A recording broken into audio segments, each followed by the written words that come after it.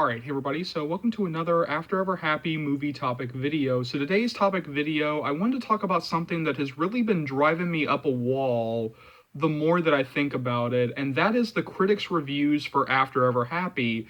Now, I'm not just going to sit here and scream fuck the critics for however long this video is going to go, because you know what, it is their job to critique entertainment, that is their job, but what I will take them to task for are a couple of things here. The first thing is that you guys didn't have to review After Ever Happy.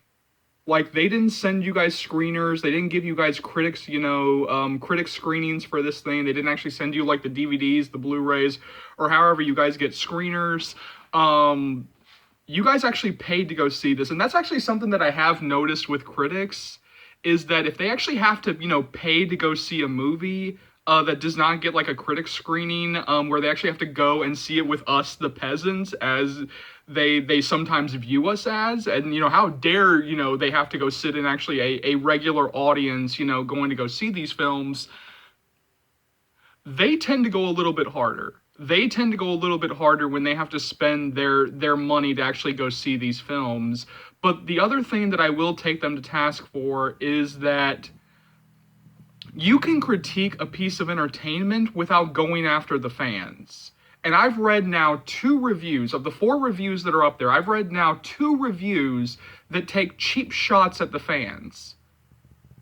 That is completely unnecessary. Look, hate a film all you want, like, hate this thing all you want, like, but don't attack the fans. That is where you step over the line. Like, there's no need to attack the fans. If you don't like it, that's fine, but there are people in this world who do actually enjoy this shit. And it's not because they've been Stockholmed into liking this thing. It's not because, we've been in a pandemic for the past couple of years, so people have been Stockholmed into believing that these are actually good movies. No, there are legitimately people out there who do consider these good movies, who actually enjoy what they see in these after films. So you don't need to personally go after the fans. You don't need to attack the fans. You don't need to disrespect the fans. You can critique this shit all you want, but you don't need to attack the fans. Now, another thing that does drive me up the wall with these critics' reviews is that they're not getting screeners. They're not getting critic screenings, and you know what? There aren't hundreds of reviews for this thing, so clearly there are critics out there who are saying, hey, you know what? This is not for me. I know that I'm just going to sit here and say fuck you to this movie, for 5, 6, 7, 8, however many paragraphs I write about it. So you know what? I'm just going to skip out on seeing this. If I don't have to go see it, I'm not going to have to go see it, because you know what? It's not even that big enough of a movie that, they're going to be, millions upon millions of clicks, on my review, wanting to know how I felt about After Ever Happy. So I'm just going to, completely skip it. You know what? I'm not going to spend my money on this, which again, that's great, but there are critics out there who are going out of their way to actually, go see these films just to say fuck you. And that's my biggest problem. When you go out of your way, when you know you're going to hate something, but you go out of your way to actually see it just to say fuck you to it. I mean, because there's like one critic who has reviewed every single one of these films, and she said fuck you to like every single one of these films. Like, she's hated every single one of these films. So it's like once you got past that first movie, because that first movie did get a real release. It did get a real release by a real studio, weeks on end. Release, critics probably did have a screening for it, for the first film. Like, okay, I understand why you would review that, because it is your fucking job. Like that one, like, it did get, like, a real release, but the deeper that we got into these films, like, they only gotten, like, a 2-night, events. So it's like, well, you're going out of your way to see it now. I mean, if you hate it so much, then why are you watching this still? And you did this with Twilight, you did this with 50 Shades, and now you're doing it with After. Where it's like, by the end of it, like, because one of the things I did love about Roger Ebert's review of Breaking Dawn Part 2 is that, yes, he did not like these films, he did not like the Twilight films, but by the end of it, he at least said, you know what? This is not for me. Like, you know what? This is not for me. There are people out there who do love this shit. If you love it, go see it. If you hate it, this film is not going to change your mind.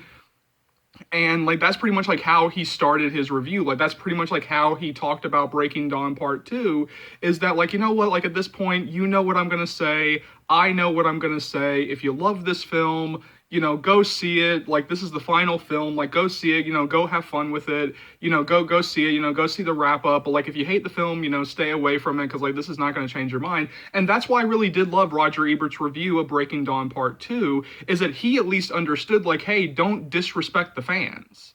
Like don't hit the fans. Like he can critique the film without actually hitting the fans. Whereas like I feel like a lot of critics have actually forgotten that when it does come to stuff like Twilight, like 50 Shades, like After, like these female aimed movies, is that they really have forgotten that there is a fan base behind this, and that you can critique this thing without hitting the fans. Like if you hate it, that's fine, but you don't need to hit the fans.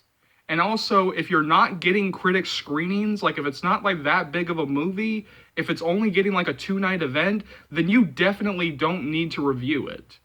You definitely don't need to talk about it, because it's like nobody's begging you to talk about this movie. Like this, like as like one of these critics said, like this is not a big franchise.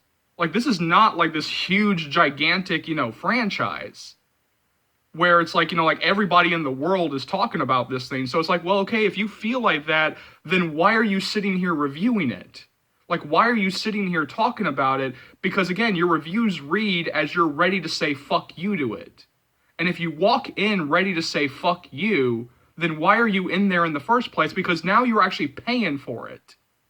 Now you're actually paying for it. They're not sending you critics, screeners. They're not giving you critics, screenings for this thing. So then why are you sitting there actually watching this thing if you know you're going to hate it? Why are you sitting there actually reviewing this thing if you know you're going to hate it? If you knew that you were just ready to say fuck you, if you've hated every other single film in this franchise, then why the fuck would you actually sit there and actually review this thing? Why? And I'm not just going to attack like this one particular review. I'm going to attack like all the reviews here, like all the reviews, like even written by the men. Like I'm going to sit here and hit them too, because again, their reviews did the exact same thing. They pretty much talked about how much they hated the other one. So it's like, well, then why the fuck are you sitting here? Like, why are you sitting here watching this shit? Why are you sitting here talking about it then?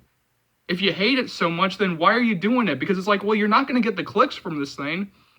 Like, there's not, like, a lot of people, like, just, like, aching for your thoughts on After Ever Happy. So it's like, well, then why are you reviewing it? Like, why are you reviewing it? Like, why do you even bother reviewing it? And that's something that's really just, like, driven me up a wall, when it comes to critics' reviews, is that, like, again, like, there's just, like, many critics out there, especially when it comes to female-aimed movies, where it just feels like they're ready to say, fuck you.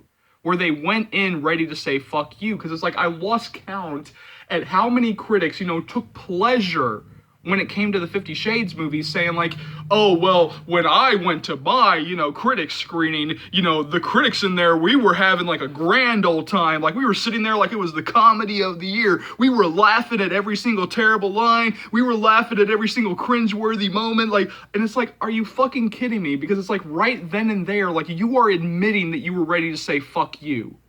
You were admitting that you were ready to say fuck you to the film.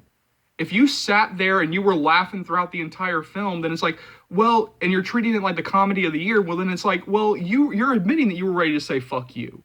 That you're admitting that you're not even ready to give it a chance.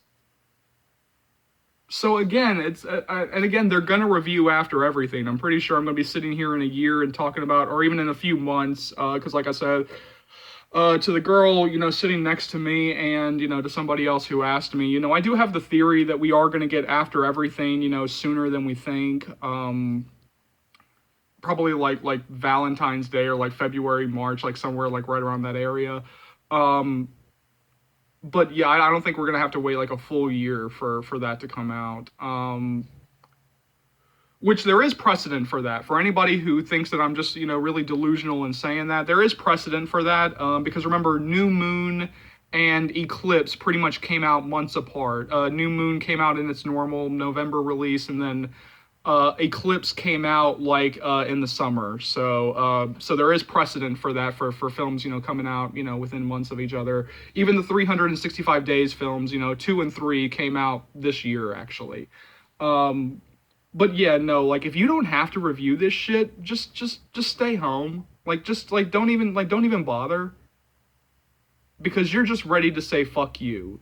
And especially keep the fans'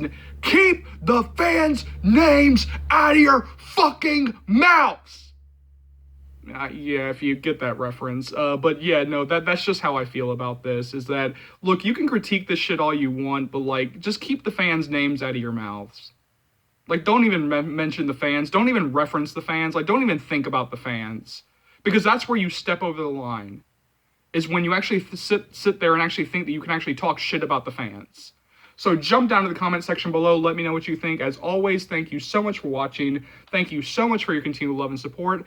As always, remember, if you like what you see here and you want to see more, go ahead and hit that subscribe button, and let's go through all the stuff you'll be able to find on this channel right now. So I'll be bringing you guys constant updates on After Ever Happy and After Everything. You guys are going to be so updated that you'll be begging me to stop the updates.